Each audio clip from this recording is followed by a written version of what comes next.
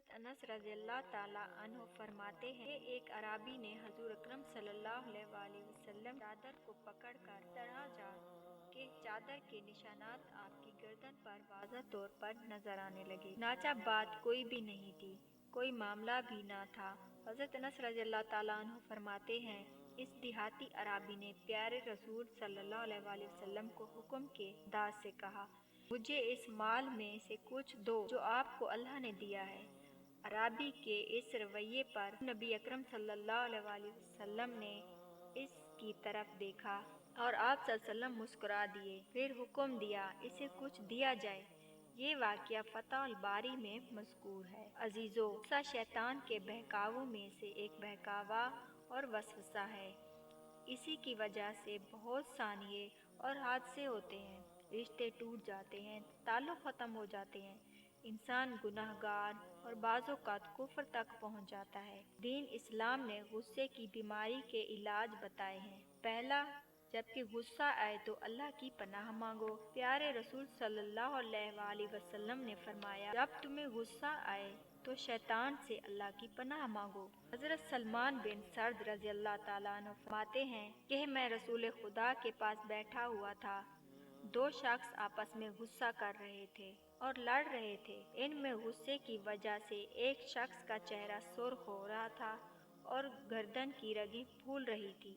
पर रसूल अकरम सल्लल्लाहु अलैहि वसल्लम ने फरमाया, मैं ऐसा कलमा जानता हूँ, अगर ये शख्स इसे पढ़ ले तो इस शख्स की ये हालत ठीक हो जाए। और वो कलमा है कि मैं शैतान से की पनाह मांगता हूँ, यानी आऊज़ बिल्लाहि मिनश शैतानिर रजीम। गुस्से का दूसरा इलाज। हजूर नबी अकरम सल्लल्लाहु अलैहि वसल्लम ने फरमाया कि जब तुम्हें गुस्सा आए तो तुम खामोश हो जाओ, क्योंकि गुस्से के अंदर अक्सर औकात आदमी नॉर्मल नहीं होता।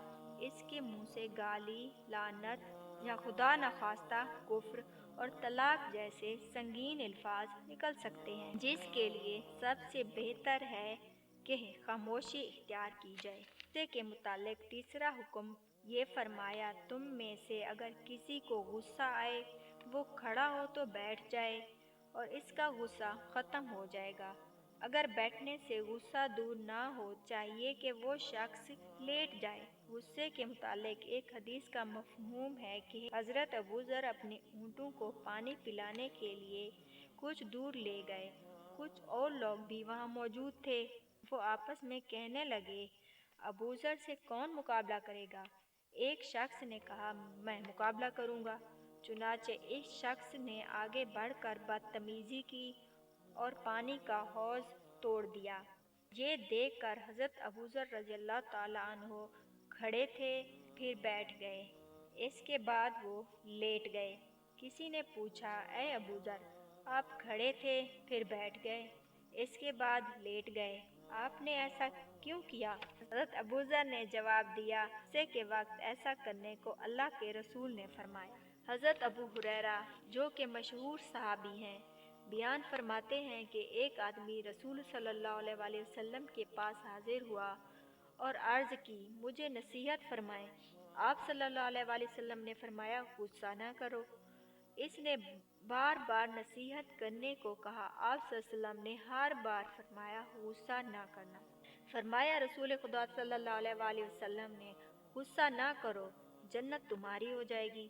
इसी तरह एक और हदीस का मफ़हूम है, जो शख्स अपने गुस्से को इस वक्त काबू में रखे जिस वक्त इसे अपने गुस्से पर अमल करने की ताकत हो, तो अल्लाह ताला ऐसे शख्स को क़यामत के दिन तमाम लोगों के सामने बुलाकर हुर्रे ऐन इनायत फरमाएगा। हुज़ूर अकरम सल्लल्लाहु अलैहि वसल्लम ने इरशाद फरमाया, ताकतवर वो नहीं जो कुश्ती में किसी पर गालिब आ जाए, बल्कि वो ताकतवर है जो गुस्से के वक्त अपने आप को काबू में रखे और कंट्रोल में रहे। अल्लाह तबारक व तआला सूरत अल इमरान में फरमाते हैं, जो लोग आसानी और तंगी में अपना माल अल्लाह की राह में खर्च करते हैं, गुस्सा पीने वाले हैं और लोगों से दरगुजर करने वाले हैं, अल्लाह ताला इन नेक लोगों से मोहब्बत करता है।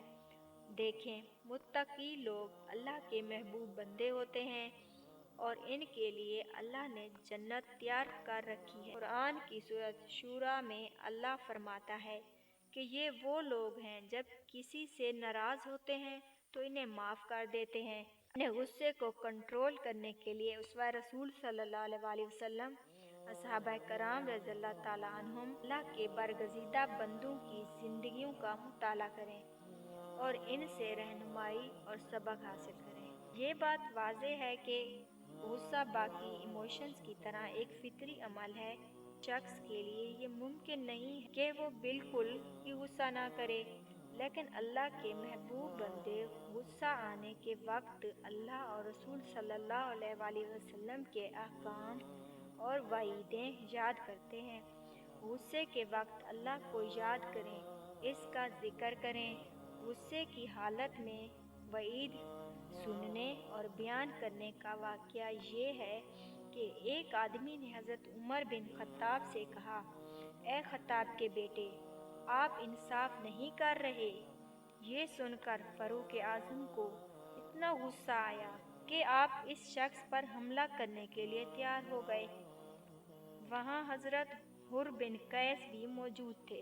انہوں نے کہا، اے امیر المومنین، اللہ تعالیٰ نے اپنے رسول صلی اللہ علیہ وسلم سے قرآن میں کیا فرمایا؟ بات کو روایت کرنے والے کہتے ہیں کہ یہ آیت سن کر رک گئے کیونکہ وہ کتاب اللہ کی پابندی کرنے والے تھے۔ غصے کے بہت منفی نتائج نکلتے ہیں۔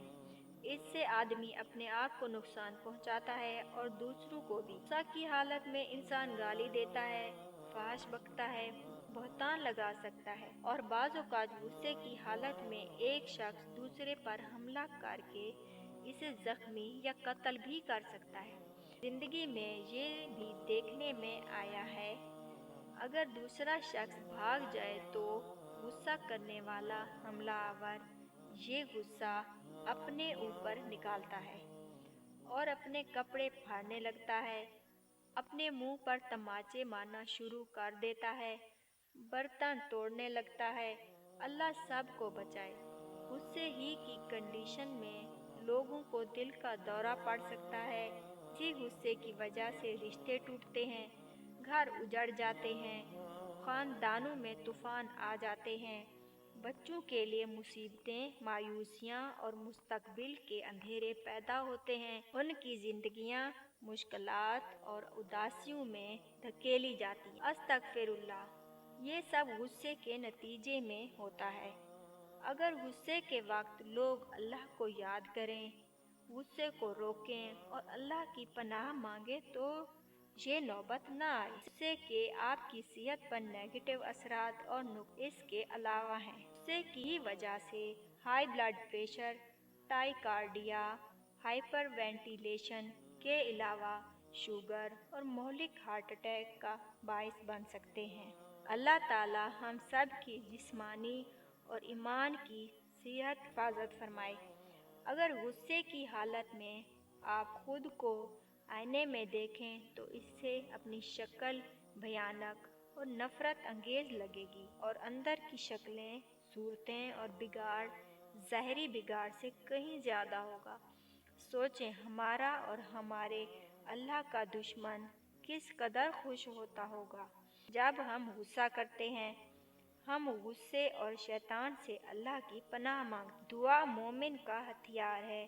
اس ہتھیار کی مدد سے ہم برائیوں، مصیبتوں، برے اخلاق، کفر، گناہوں اور غصے سے اللہ کی مدد اور پناہ مانگیں۔ دعا ہے کہ اے اللہ، ہمیں، ہماری ماؤں، بہنوں، بیٹیوں، بھائیوں اور تمام مسلمانوں کو غصے سے اور اس کے نقصانات سے بچائے۔